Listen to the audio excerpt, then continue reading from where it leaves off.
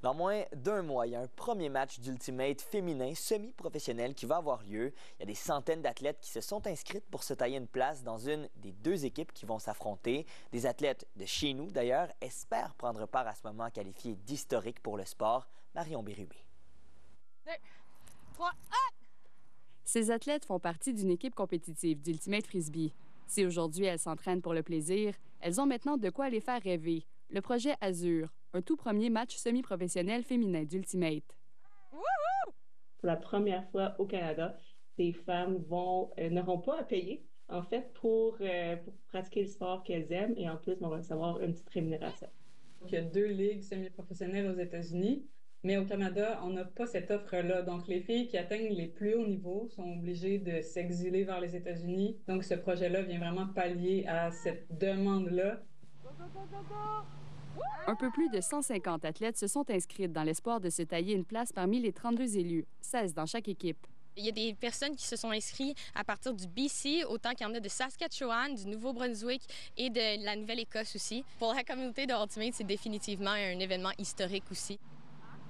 Amy Desrosiers fait partie de la dizaine de joueuses sherbrookoises qui espèrent être recrutées.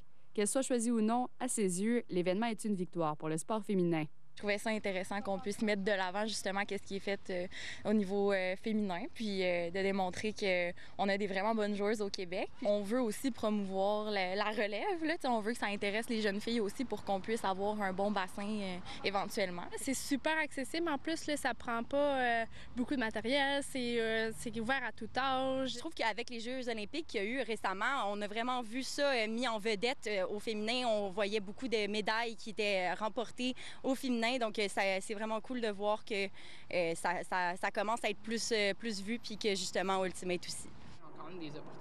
La Sherbrookoise Corinne Massé est l'une des 4 entraîneuses du projet Azur.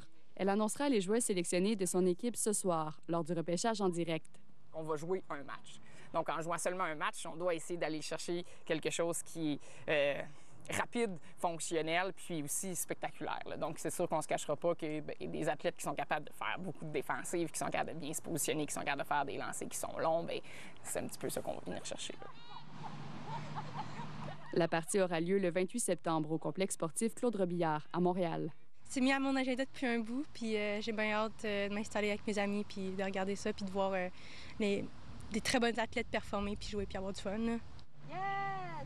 Et c'est peut-être l'étincelle qui permettra de créer la première ligue semi-professionnelle féminine d'Ultimate au pays. On veut donner des opportunités égales à tout le monde. Ça devrait pas être une question de comment tu es né ou à quoi tu t'identifies qui t'arrête dans tes ambitions sportives. Ici Marion Bérubé, Radio-Canada, Sherbrooke.